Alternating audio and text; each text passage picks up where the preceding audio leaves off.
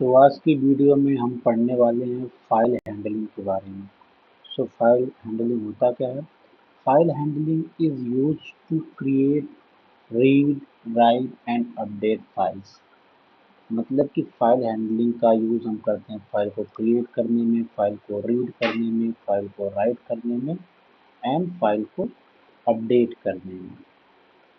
सो अब हम उसके बारे में देखते हैं कि आप आपके सिस्टम में जो डेटा होता है उसका लाइफ कैसा होता है, कि वो डेटा कैसे आपके प्रोग्राम, आपके जो हार्ड डिस्क से आपके रैम में कैसे आता है, और इस सब चीज़ों के पीछे क्या रीज़न होता है कि हम हार्ड डिस्क से अपने फाइल को रैम में लाते हैं या फिर रैम से हम फाइल को हार्ड डिस्क में भेजते हैं।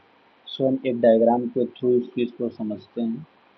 देखो, तो यहाँ पे ये डायग्राम आपको ये बता रहा है कि ये है आपकी एक रैम, और रैम जो है, और ये है आपका हार्ड डिस्क, ये है आपका हार्ड डिस्क और ये आपकी रैम। देखो, तो क्या है कि हम जब भी कोई हम जैसे प्रोग्राम रन करते हैं तो वो आपका टेम्पोररी मेमोरी यानी कि रैम में वो चीज़ें रन होता है, और जैसे ही हम उस प्रोग्राम को रन करना बंद करते हैं या फिर क्लोज कर देते हैं तो फिर वो जो आपका प्रोग्राम होता है वो डिस्ट्रॉय हो जाता है। लेकिन अगर हम ये चाहें कि हम उस प्रोग्राम या उस फाइल को अगर हम एग्जीक्यूट कर रहे हैं और अपने सिस्टम को बंद करने के बाद भी अगर दोबारा हम अपने सिस्टम पे आएँ तो फिर वो हमारा फाइल या डेटा बना रहे। तो उसके लिए हमें उस फाइल या डेटा को परमानेंट मेमोरी यानी हार्ड डिस्क में हमें सेव करना पड़ता है।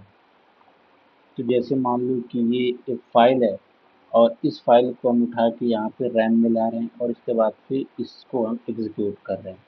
सो ई तो आपका यही एक मतलब कि आपके डेटा का लाइफ होता है कि हम डेटा को मतलब कि आपकी जो परमानेंट मेमोरी होती है वहाँ से हम उठाते हैं, उसके बाद फिर उसे एग्जीक्यूट करते हैं। तो आपको ये चीज़ें समझ में आई होगी। उसके बाद फिर उस पर सीपीयू यानी जो आपका जो प्रोसेसर है वो प्रोसेसिंग करता है, उसके बाद फिर वो आपको आउटपुट जनरेट करके देता है। तो ये चीज़ें आपको समझ में आई होगी, ये बहुत बेसिक चीज़। अब हम ये पढ़ते हैं स्ट्रीम्स। देखो, स्ट्रीम्स क्या होता है?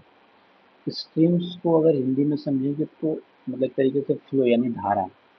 तो स्ट्रीम मतलब क्या है कि यहाँ पे हम डेटा के कॉन्टेक्स्ट में बातें कर रहे हैं, तो हम डेटा को हार्ड डिस्क से रैम में या फिर रैम से हम हार्ड डिस्क में डेटा को लाने की कोशिश कर रहे हैं। तो यहाँ पे अगर हम फाइल हैंडलिंग के कॉन्टेक्स्ट में बात करें, सो यहाँ पे आपका क्या हो सकता है? यहाँ पे आपका हो सकता है इनपुट आउटपुट स्ट्रीम। हमें डेटा हमें इनपुट के लिए कौन सा स्ट्रीम को फॉलो करना होगा, आउटपुट के लिए कौन सी स्ट्रीम को फॉलो करना होगा। तो ये आपका एक तरीके से एक फ्लो चार्ट दिया गया। देखो, अभी जैसे मान लो इनपुट स्ट्रीम के लिए ये आई स्ट्रीम है, आउटपुट स्ट्रीम के लिए ओ स्ट्रीम है, और इसके बाद फिर ये इसके भी टाइप हैं। जैसे मान लो देखो, सीन आपको पता है, ये इनपुट इनपुट देने के लिए ये होता है, सी आउट आपका आउटपुट के लिए। तो इसके बाद फिर ये आपका जो इफ स्ट्रीम होता है, आपको मेनली तीन चीज़ों पे फोकस करना है। ये जो आपका है इफ स्ट्रीम, और ये जो है आपका वो ऑफ स्ट्रीम और एफ स्ट्रीम, ये चीज़ें। तो इफ स्ट्रीम जो होता है वो आपके मतलब रीड डेटा यानी कि आपके फाइल से डेटा को रीड करता है, आपके फाइल से डेटा को रीड करता है।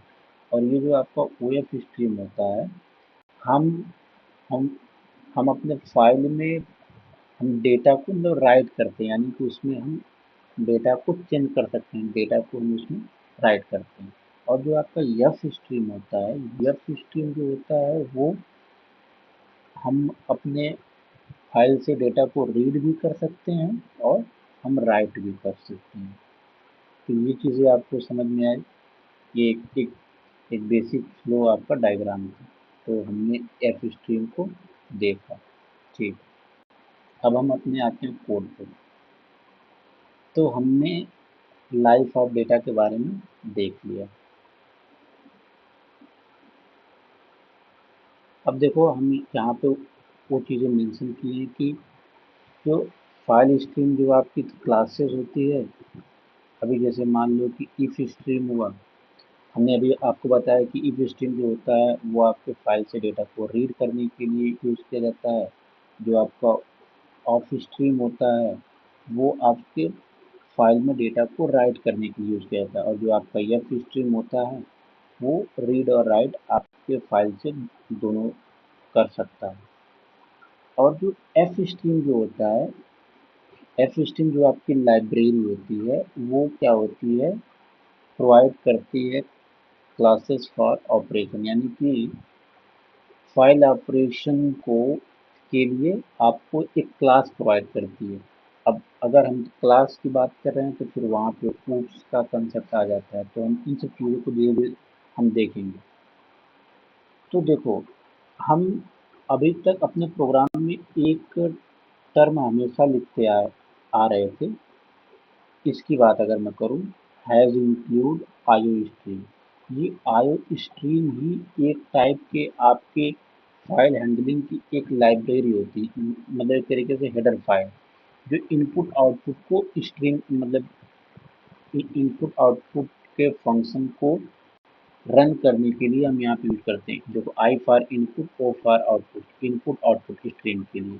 सो अब आपको ये चीज़ें अच्छे से समझ में आ रही होगी कि हम यहाँ पे जब भी हम सी प्लस प्लस में कोड लिखते हैं तो हम यहाँ पे ये चीज़ें क्यों लिखते थे। तो उसी तरीके से आपको हमने आज बताया कि एक इफ स्ट्रीम होता है, ऑफ स्ट्रीम, और तो ये सब अलग अलग क्लासेज होती हैं एफ स्ट्रीम।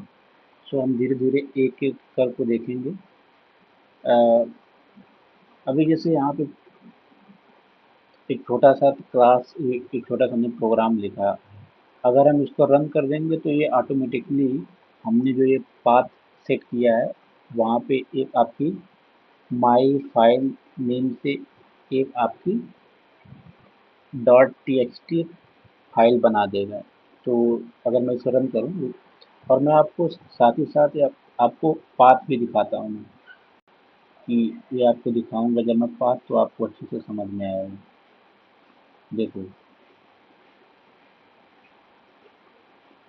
अभी जैसे देखो, अभी ये जो इसका पाथ है जो मैं अभी ये जो प्रोग्राम में लिखा हूँ, ये प्रैक्टिस एक एक, एक आपकी सीपीपी फाइल है, जिसमें हमने यहाँ पे ये बनाया है, और इसमें हम अपने प्रोग्राम को रन कर रहे हैं। आपको मालूम है कि जब आप एक कोई नई फाइल बनाते हो तो आप उसमें, हम जब सी प्लस प्लस में कोड करते हैं तो वहाँ पे जो आपका एक्सटेंशन होता है डॉट सीपीपी होता है। तो ये आपकी एक ऐसी फाइल होती है जिसमें आप अपना प्रोग्राम लिखते हो, और ये आपकी ओडीजी फाइल होती है जो कि आपके प्रोग्राम को, आपका जो कंपाइलर होता है उसको वो मशीन कोड में कन्वर्ट करता है, यानी कि जो आपका मतलब कि आपका जो सिस्टम होता है वो मशीन कोड को समझता है, यानी कि ज़ीरो और वन को समझता है। तो वो हम जो लिखते हैं, हम हाई लेवल लैंग्वेज में जैसे अपने प्रोग्राम को लिखते हैं, तो वो उसको कंपाइलर ऑब्जेक्ट कोड में उसको कन्वर्ट करता है।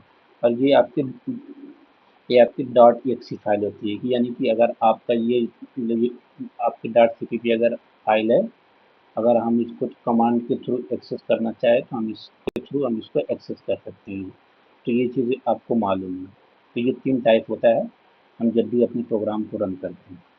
अब हम एक ऐसा काम करते हैं कि हम यहाँ पे एक नई फाइल बनाते हैं। इस प्रोग्राम को हम कॉपी कर लेते हैं, और उसके बाद फिर हम आपको दिखाते हैं कि सपोज़ हम एक नई फाइल बनाते हैं और उसका नाम हम रखते हैं कि फाइल हैंडल। और उसका, तो देखो, हम जैसे यहाँ पे इंटर मारेंगे और उसके बाद फिर हम यहाँ पे अब इसको रिफ्रेश करना है, तो देखो यहाँ पे एक फाइल हैंडल नाम की फाइल आपकी आ गई। अब अगर मैं इसके अंदर कोई कोड लिखता हूँ, मान लो मैं इस कोड को लिख रहा हूँ, इस कोड को अगर मैं लिखूँ और अगर मैं इस कोड को लिखूँ तो यहाँ पे मैंने क्या किया है कि एक फाइल मैंने क्रिएट किया है my file dot T name से। तो यहाँ पे आपकी एक ऑटोमेटिक, जैसे मैं इसको रन करूँगा तो आपकी एक फाइल बन जाएगी माई फाइल नेम से, और उसमें मैं हेलो यानी कि हेलो जो आपका टेक्स्ट है उसको वहाँ पे वो रख लेगा। तो मैं इसको रन करता हूँ, देखो अब अगर मैं इसको रिफ्रेश करूँगा तो ये ऑटोमेटिक देखो एक my file dot T name की एक आपकी फाइल बन गई। अगर मैं इसे ओपन करूँ तो यहाँ पे देखो हेलो प्रिंट करके आ गया। ये चीज़ें समझ में आई आपको? तो और जैसे मैंने यहाँ पे माई फाइल डॉट सीपीपी नाम का एक नई फाइल बना दी थी, उसका तब ओबीजे फाइल भी बनेगी और डॉट एक्सी फाइल भी बनेगी। तो ये चीज़ें आपको समझ में आए।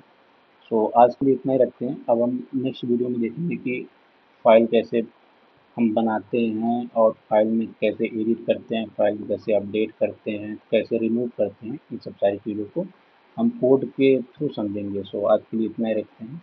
Thank you.